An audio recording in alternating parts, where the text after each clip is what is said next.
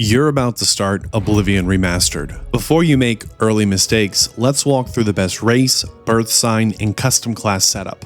Oblivion Remastered changes a lot from the original, so this will save you time and headaches. I'm Vadd, and I'll break everything down in clear, easy to follow steps. Check the timestamps below if you want to skip around. I'm a big believer in choosing the race you think looks coolest. Seriously, choose the race you think visually is the most appealing. You like it the most. You're going to be spending potentially hundreds of hours with your character. It is your character. Pick the one that you want to look at. That being said, here's a little more of what you need to know. When customizing your character, you'll also pick an origin. Each race has two unique origins. These act as a little role play, some backstories, and offer a small stat change. The origin is mostly flavor. It helps roleplay your character and gives you a bit more connection to who they are in the world. But it can also help shape how you play early on. I wouldn't worry about your origin choice here. While some origins offer better stats for certain builds, you can eventually max out every stat and skill no matter what you pick.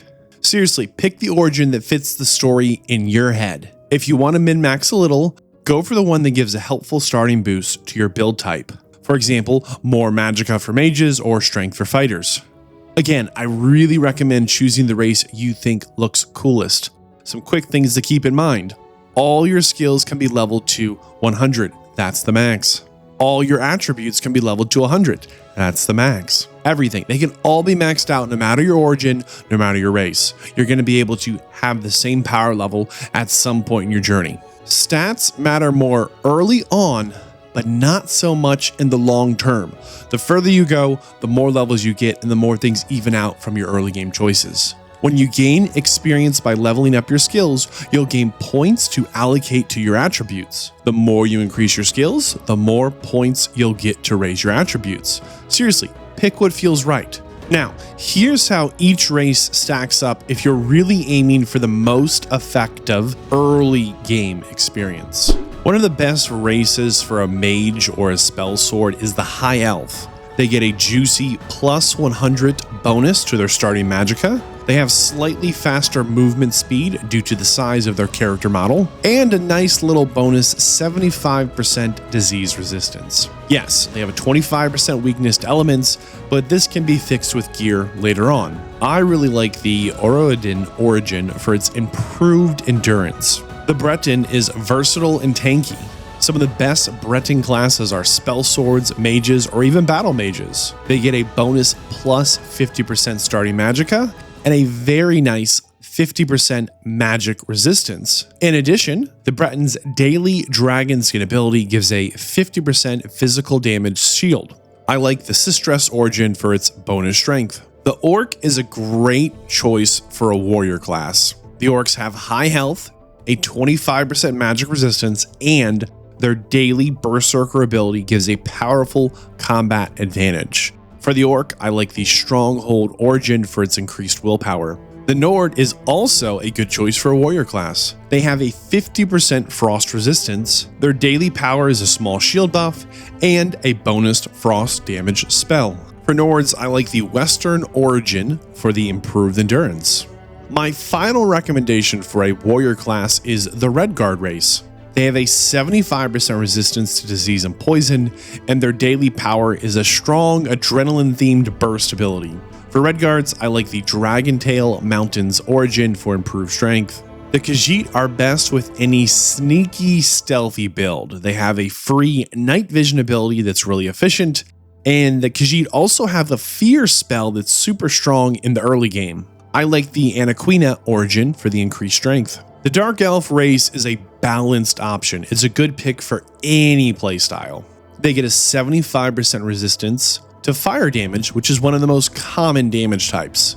And if you choose to become a vampire, that Dark Elf's strong 75% fire resistance negates the vampire's innate weakness to fire. I like the Vardenfell origin for the improved endurance here. The most underwhelming race options are, brace yourself, the Argonians. Yes, they have a water breathing ability and a poison resistance, but these are mostly underused. The Wood Elf is a underwhelming but decent stealth option, but the power falls off the further you go. And my third underwhelming pick is the Imperial. Yes, they have a good trick for bartering and stamina, but these are replicated with spells later. You will need to choose a birth sign at the end of the opening section.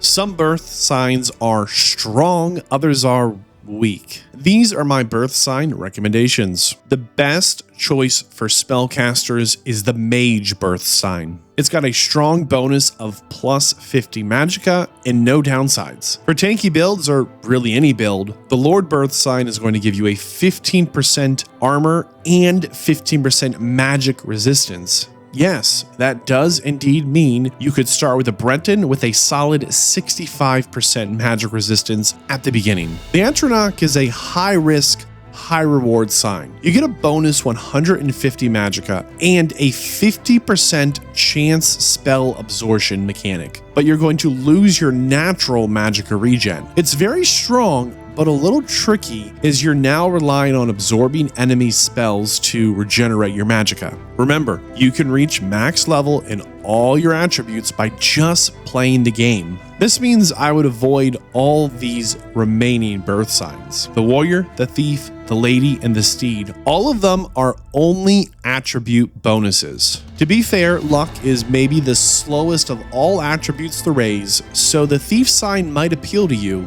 On a long enough timeline, it's still just underpowered. The ritual birth sign is a very situational option, granting you a spell to turn undead and heal yourself. This might be a fun pickup for a warrior or stealth builds, but again, these are all things you'll eventually be able to do. Shadow has a one-time invisibility, which is easily replaced with spells.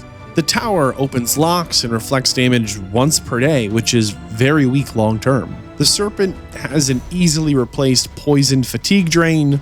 And the lover's fun with its 10-second paralysis but huge fatigue cost and ultimately replaceable. And yes, the apprentice gives you a juicy plus 100 magicka, but now you're taking some double damage, which isn't likely worth it. You have an option to create a custom class. Custom classes can be a lot of fun.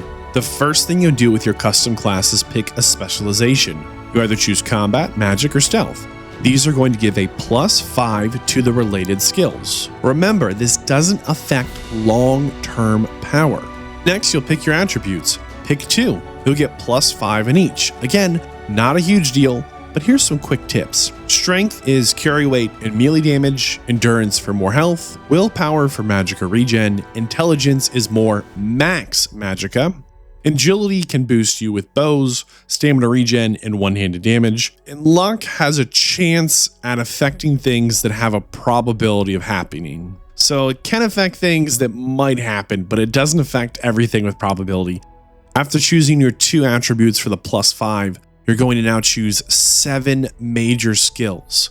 These are what matter most because major skills start at level 25 and they level up faster. I recommend choosing things you use often for a certain playstyle or things that are slow to level. Here are my recommendations for a few different builds. Good skills for a warrior is your armorer to repair your gear, your block for defense, your heavy armor for durability, and blunt for damage or blade for damage. I think these are good skill picks for a warrior build. If you're interested in playing more of a mage, good skill picks for mages here are destruction for damage, conjuration for summons, restoration for healing, and alchemy for crafting potions.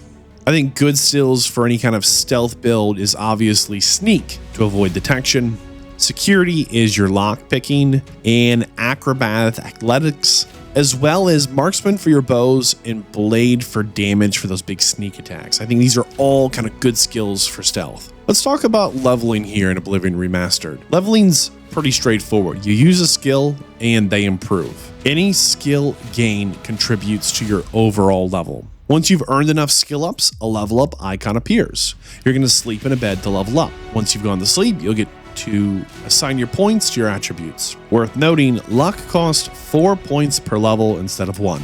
Each skill has a tier that unlocks some passive perks. These are nice bumps in power and quality of life changes for your chosen skill.